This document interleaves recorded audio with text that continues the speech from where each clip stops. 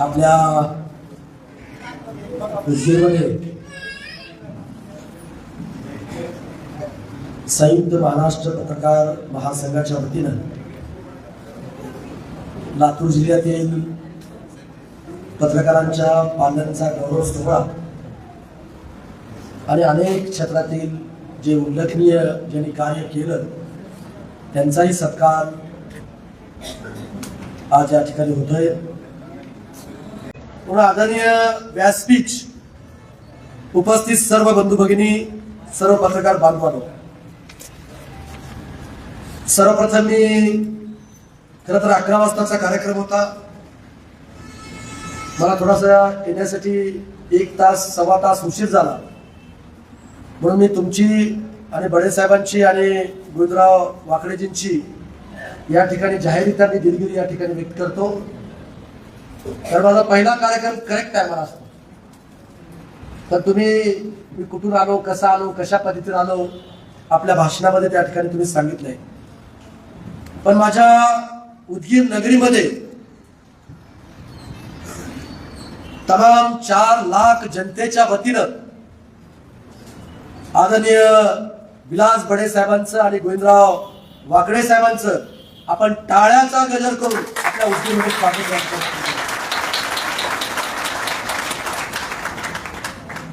माझ्या वतीनं वैयक्तिक सुद्धा मी अंतःकरणातून हृदयापासून आज अतिशय वास्तव या ठिकाणी तुम्ही मांडलात।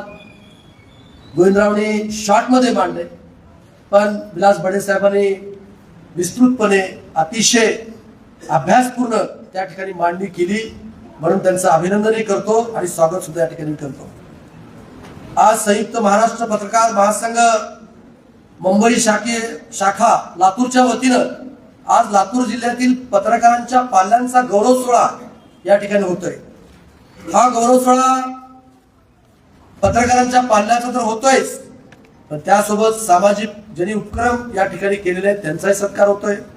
उत्कृष्ट कर्मचारी महसूल विभाग त्यांचाही सत्कार होतोय। उत्कृष्ट कर्मचारी पंचायत समिती त्यांचा या ठिकाणी सत्कार होणार आहे। उत्कृष्ट कर्मचारी पोलीस यांचा सुद्धा या ठिकाणी सत्कार होणार आहे। शिक्षण विभागातले जे काही आदर्श शिक्षक आहेत त्यांचा सुद्धा या ठिकाणी सत्कार होणार आहे। आणि ज्यांनी 30-32 वर्ष प्रशासनामध्ये ज्यांनी सेवा केली ते आज सेवानिवृत्त होत आहे, त्यांचा सुद्धा या ठिकाणी सत्कार होतोय।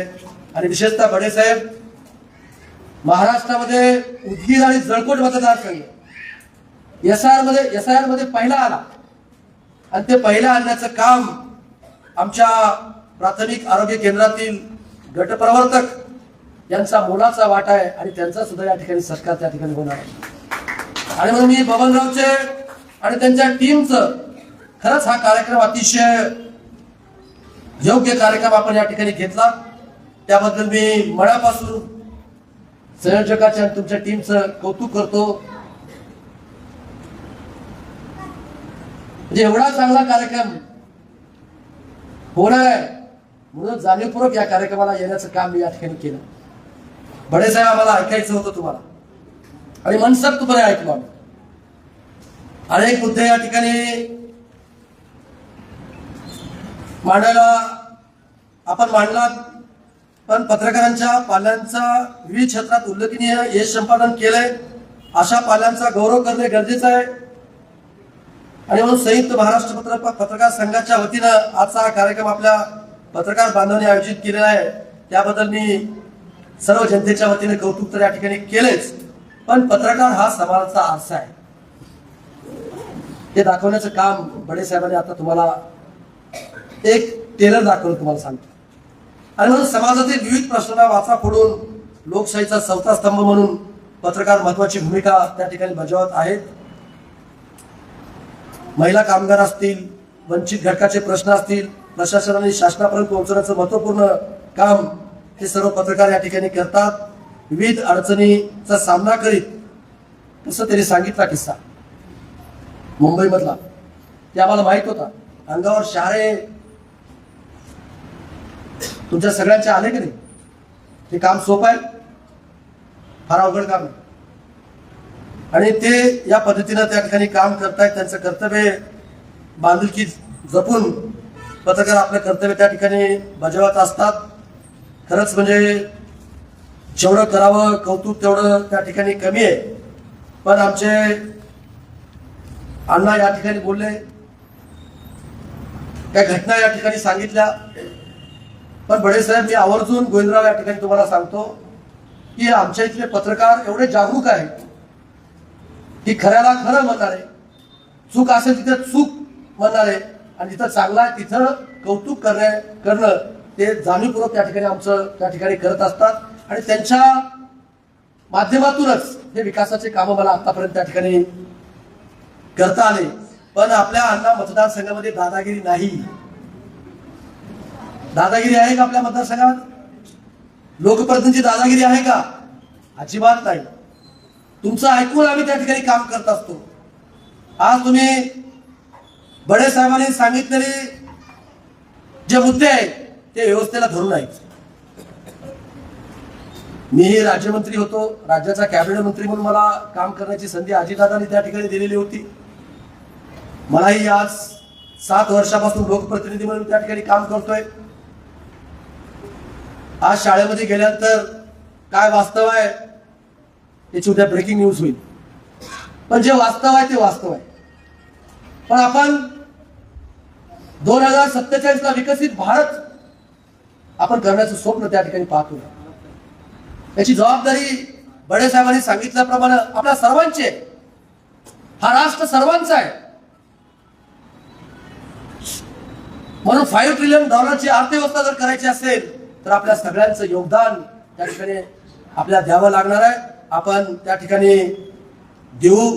मी अधिकच बोलणार नाही, कारण आणखी प्रचंड मोठे सत्कार या ठिकाणी आपल्याला करायचे. पण मी बडे साहेब 2 उदाहरण सांगतो. मी अनेक देशामध्ये मला जाण्याचा प्रसंग आला, पण आपल्या एवढी मजबूत लोकशाही कुठल्याही जगामध्ये कुठल्याही देशात त्या ठिकाणी नाही. तर आता तुम्ही बघितलं असाल, दिल्लीचं आंदोलन झालं. जर चीनमध्ये झालं असतं तर आज ठीक आहे, आंदोलन केलं पाहिजे, आम्हाला आमच्या चुका दाखवल्या पाहिजे, आमच्या निदर्शनात आणून दिल्या पाहिजे, ते आम्ही आमचं कर्तव्य समजून त्या ठिकाणी काम केलं पाहिजे. पण पंतप्रधान लेवलच्या व्यक्तीला एखादा व्यक्ती, एक वयाने कमी असलेला व्यक्ती जर एकेरी भाषा बोलत असेल हे सुद्धा चुकीचं आहे. ते सुद्धा आपण मांडलं पाहिजे. मी सहज काल ट्रेन मधून येताना एक सर्वसामान्य व्यक्ती त्या ट्रेन मध्ये मला भेटला. मी माझी ओळख सांगितली नाही, काय नाही. पण टीटी आला, नमस्कार साहेब, मला आपण असे होतात, आम्ही तुम्हाला ओळखतो. त्याला जागा नव्हती. तर 9ची ट्रेन माझी लातूर एक्सप्रेस मिस झाली होती. माझी 9:30 पर्यंत त्या ठिकाणी मिटिंग चालू होती. आणि बबनरावला सांगितलं की बाबा आता भडे साहेबांचं तर मला, भडे साहेब गोविंदराव त्या ठिकाणी येत आहेत आणि माझ्या मतदारसंघात येत आहेत आणि एवढे कर्तृत्वान हे पत्रकार आहेत आणि त्यांचं कौतुक करणं, त्यांचं स्वागत करणं आपलं कर्तव्य त्या ठिकाणी आहे, आपण गेलं पाहिजे, ही माझी भूमिका त्या ठिकाणची होती. 9ची ट्रेन गेली. मग 7:30 10:30ला सिद्धेश्वर आहे, सोलापूरपर्यंत येते. मग टीसीला सांगितलं की बाबा कुठेतरी जागा उपलब्ध त्या ठिकाणी करून द्या. तर त्याने जागा उपलब्ध करून दिली. त्या ट्रेनमध्ये ते व्यक्ती सांगत होते की त्याला सहज विचारलं की दिल्लीत आंदोलन चालू आहे. गोविंदरावांनी काल जे पुण्यामध्ये विद्यार्थ्यांचा जो काही संवाद झाला त्याही कार्यक्रमात त्या ठिकाणी जाऊन आले. मी सहज त्याला विचारत होतो. त्यांनी सांगितलं की आपल्या महाराष्ट्रामध्ये 14 पासून त्या 24 पर्यंत 26 पर्यंत जे सरकार आहे त्या सरकारच्या कार्यकाळामध्ये एकही दंगल झाली नाही, एकही बॉम्बस्फोट झाला नाही. हे सरकारचं यश आहे. हे तिथे सांगितलं. सामान्य माणूस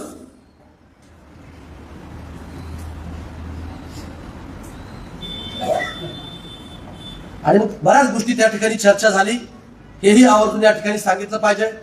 आज सोनी साहेब किंवा विनायक चाकोरे साहेब, मी तुम्हाला सकाळी फोनवरती बोललो,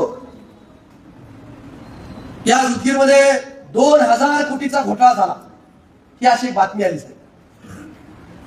मी त्याची एक माहिती त्या ठिकाणी घेतली. तर पीआय बसले, तहसीलदारजी त्या ठिकाणी आहे. मी सहज त्याच्या खोलामध्ये गेलो. ज्यांनी बातमी छापली विनायक अण्णा चाकोरे साहेब, त्यांच्याशी मी बोललो त्या ठिकाणी. पोलीस अधिकाऱ्यांशी बोललो, एसपीशी त्या ठिकाणी बोललो. कारण ही उदगीर भूमी जी आहे हे क्रांतिकारी भूमी आहे. इथून पानिपतची लढाई उदयगिरी बाबाच्या किल्ल्यातून त्या ठिकाणी सुरुवात झाली. ही शैक्षणिक लढाई आहे, सांस्कृतिक भूमी आहे, ही कष्टकऱ्यांची भूमी आहे, ही व्यापाऱ्यांची भूमी आहे. म्हणून या भूमीला बदनाम करण्याचं काम होता कामा नये. म्हणून मी सकाळी दादाला त्या ठिकाणी बोललो. दादाने खूप चांगल्या पद्धतीने मला त्या ठिकाणी सांगितलं की तो जो कोणी सीए वगैरे आहे तो आहे कर्नाटकातला, खेरडा गावचा, आणि त्याची सगळी कंपनी वगैरे त्यांचं सगळं ऑफिस पुण्याला.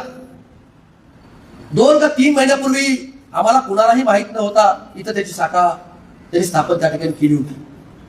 आणि आयकर विभागाचे लोक इथंच आले, इथं छापा टाकला, इथं त्याला काही मिळालं नाही. पण उदगीरमध्ये 2000 कोटी रुपयाचा घोटाळा. उदगीर मधले 2000 कितीतरी कोटी परदेशात गेले. हे कुणाची बदनामी आहे? म्हणून मी जाहीर त्या ठिकाणी सांगतो, हे उदगीरमध्ये घडलेलं नाही. आणि उदगीरच्या व्यापाऱ्यांशी किंवा उदगीरच्या सर्वसामान्य म्हणजे जे कोणी इन्कम टॅक्स भरतायत त्यांचा कसलाही संबंध याच्यामध्ये त्या ठिकाणी नाही. बरोबर आहे का तकुर साहेब?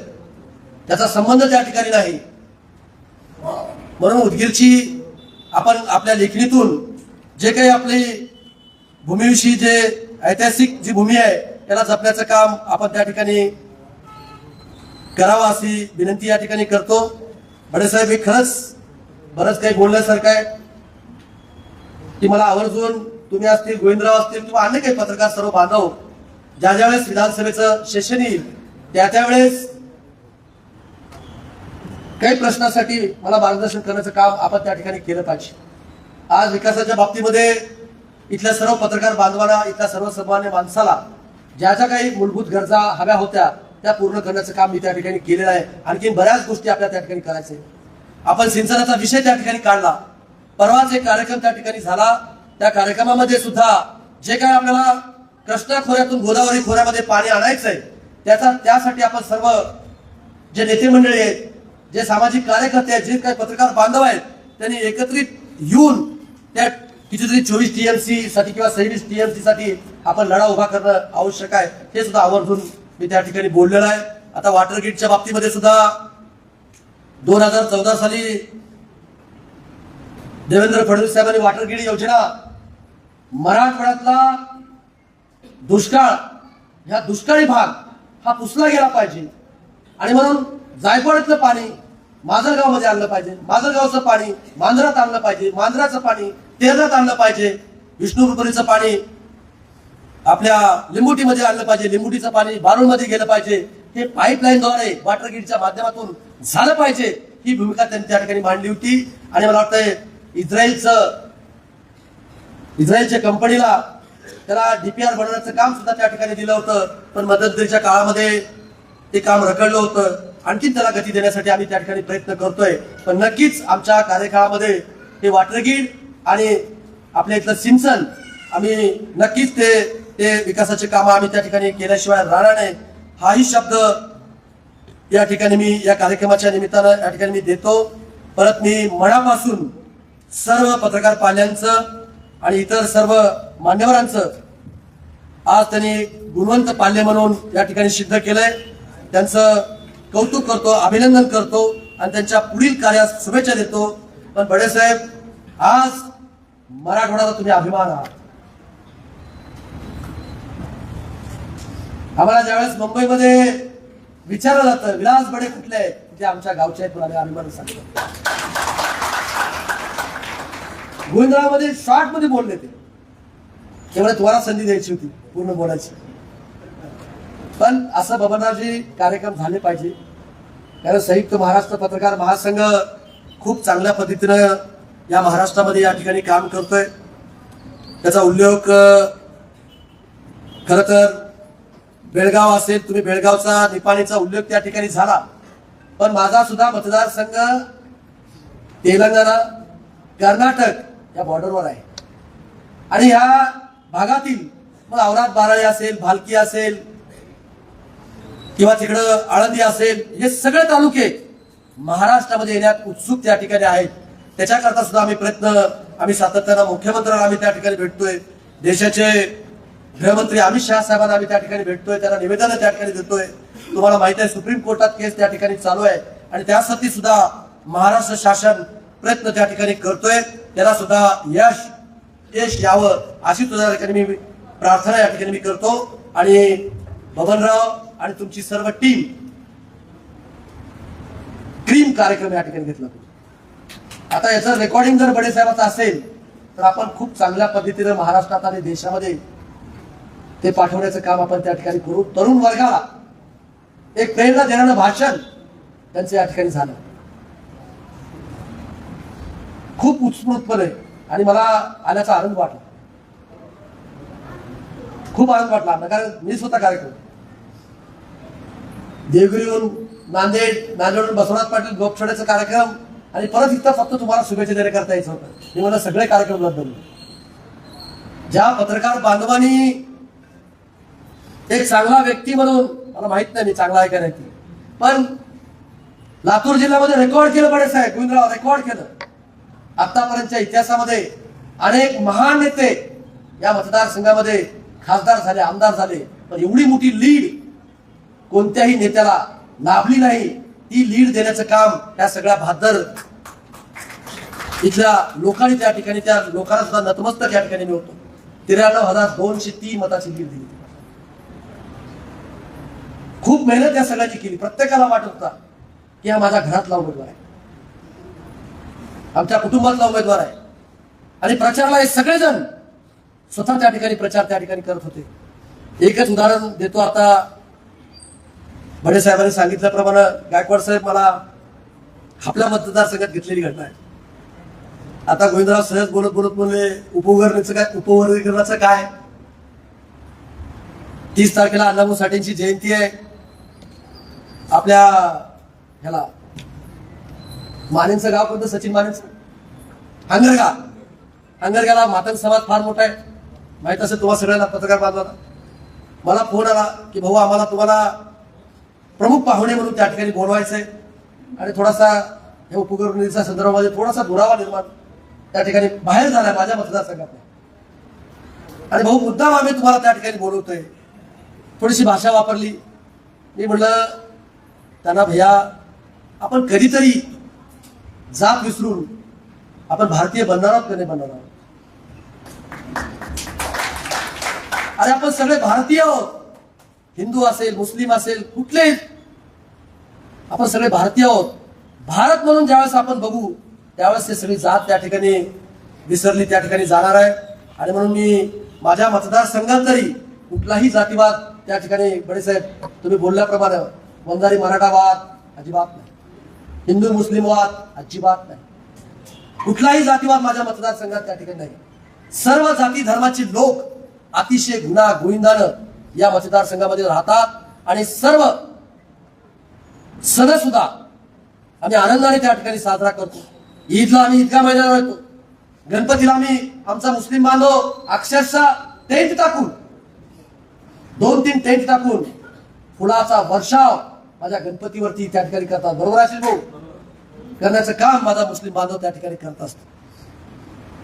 म्हणून आजच्या दिनी आपण एक शपथ घेऊया, आपण सगळेजण भारतीय आहोत आणि भारतीय असल्याशिवाय आपला भारत हा विकसित भारत होणार नाही. तुम्हाला मित्रांनो सांगतो, काही लोक जाणीवपूर्वक जातीमध्ये धर्मामध्ये भांडण लावण्याचं काम त्या ठिकाणी करतायत, पण त्या ठिकाणी आपण हरून पाडलं पाहिजे. कुणी जर जातीविषयी बोलत असेल तर त्याला बोलू दिलं नाही पाहिजे. आणि वंचित घटकाला न्याय देण्याची भूमिका ही आपली असली पाहिजे आणि ती असलीच पाहिजे. या भूमिकेतून या ठिकाणी मी काम करतोय. धन्यवाद. जय हिंद, जय महाराष्ट्र. धन्यवाद साहेब. या कार्यक्रमाचा प्रमुख